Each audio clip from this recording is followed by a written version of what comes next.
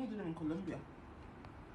Transfer, which we did in the first week of February, and then we moved back to Belgium, and Susan gave birth to our beautiful baby girl Imani Ogolis Petal on the 15th of October this year, 2020, sorry. But listen to Susan's part of the story, it even gets messier. Hi everyone, my name is Susan Ogoli. I had the baby on the 15th of October 2020. I opted for a cesarean, and I was told I have to take an epidural because I wanted the general anesthesia, and they said, oh no, in Belgium you have to take the epidural, which is safest. So I reluctantly obliged and I signed the consent form because I did not want any complication or anything to happen with the baby. So I went in to the theater and I was administered the epidural, but in the process of the epidural, I felt pain on the left side of my back, and I kept telling the doctor, oh, I feel pain, and she kept telling me, oh, just be calm, I'm trying to get the good spot, and she kept twisting.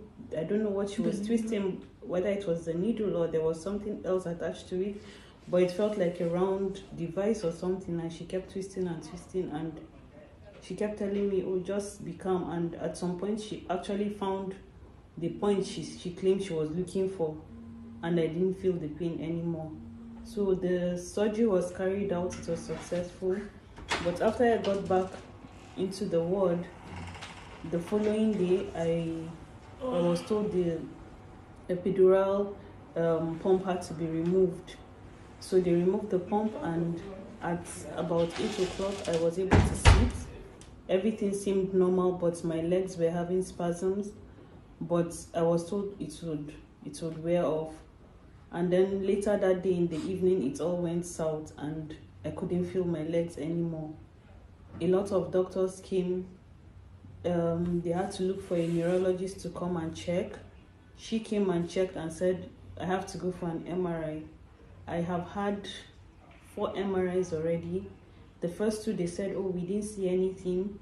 But the third one, they said I had to have a lumbar puncture. And I was taken for a lumbar puncture, and they came and said they saw a bacteria, but they don't know what the bacteria is. One of them even suggested, oh, maybe it's a disease from Africa, maybe tuberculosis or malaria or cerebral meningitis. And they carried out all the tests and they didn't see anything in my system.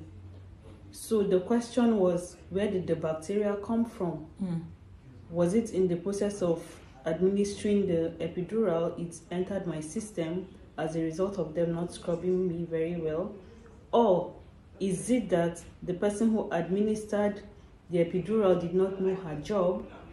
Or the instrument they used was not properly sterilized? And up till now, nobody has given me an answer.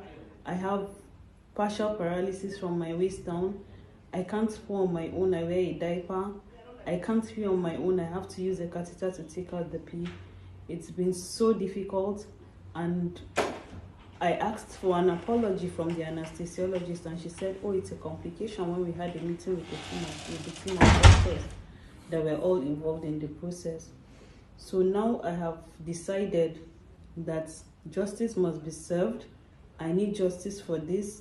I came into this hospital, I was on my feet. I was only pregnant, I only came to have a baby, I was never sick. They can check my medical records, I never reported sick during the process of the pregnancy.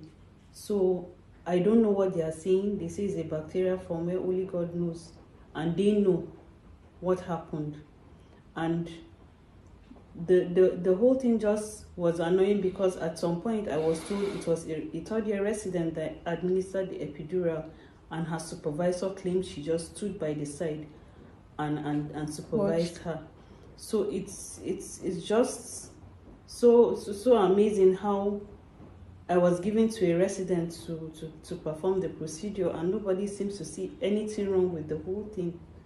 And I just want to say I deserve justice, and justice must be served me. And AZ Saint-Yann in Bruges has done me dirty.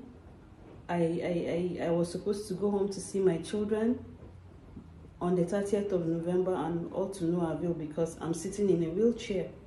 I can't go home, I can't see my family. So I need justice. It is important to add that nobody has apologized to us. After the meeting we had with them 3 weeks ago or 4, the neurologists haven't even stopped by Suzanne's room. Like, it's just after we realized all this, they brought a rehabilitation doctor who is a black doctor. And for us, why? I feel they dragged him into this for damage control.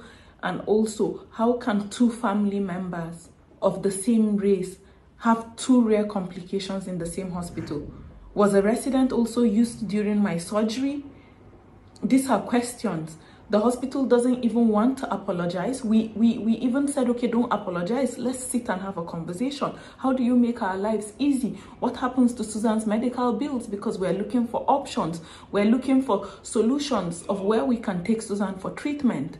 You know, this has been difficult on the whole family. Suzanne's son turned 5 in November this month, and the daughter turns 3 next month in December. She was supposed to go home. How can they ruin 2 lives of 2 sisters and nobody is showing any remorse? Nobody feels like we deserve an apology. We feel it's, at first we thought it was subtle racism, but it's not even subtle. It's real glaring racism. Nobody even comes to us. They feel that maybe we're asking for too much. Yes, we deserve that. If we were a family member of one of these doctors, they would have gone above and beyond. Her file was supposed to be sent to UZ Ghent. We kept on pushing. It was sent after a week. We kept on asking them, have you referred? Have you consulted other doctors to find solutions? Have you done this? They say no. Can they do it? How can you ask a patient? I remembered with my case, I was referred immediately. Why are they claiming based on European laws on privacy? You can send inquiries without even disclosing the patient's case or the issue. We also don't think that a bacteria was involved. I don't believe it. I believe that her nerve roots were damaged. If not, why haven't they seen a bacteria? They tried to blame it on malaria, on meningitis, on tuberculosis. We are just so lucky that Suzanne did not have a bit of malaria in her blood, because they would have held on to that. They also told us that it's a bacteria, and they don't know what the bacteria is. It's a bacteria that is not found in Caucasians or Europeans. It's a bacteria found in Africa. Is this not all racism? And why was a resident used to give her such a delicate and a complicated injection? Why?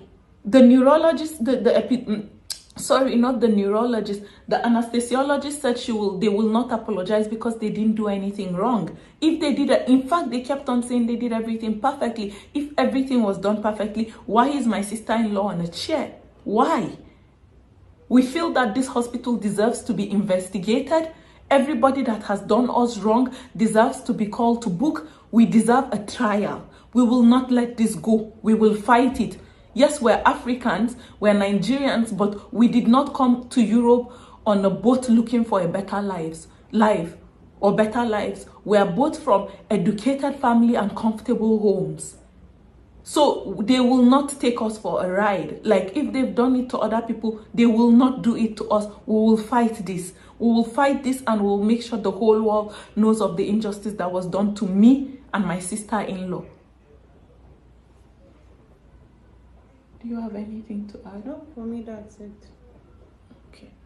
Thank you, and all we can ask is for you to share the video and post and you know, demand that justice is done for us. That's all. And thank you all.